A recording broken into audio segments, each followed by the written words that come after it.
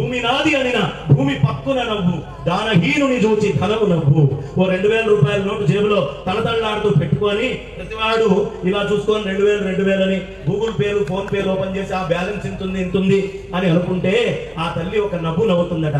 అరే నిన్న నేను వేరే వాడి జేబులో ఉన్నాను రా, వేరే వాడి అకౌంట్ లో నన్ను చూసుకున్నాడు, నా పేరే చెంచలరా, ఒక దగ్గర ఉండను, ఇప్పుడు నీ దగ్గరకు వచ్చాను, నీ దగ్గర ఉంటానని ఎప్పుడు అనుకోకు, నీ దగ్గర నుంచి కూడా నేను పక్కకి వెళ్ళిపోతాను.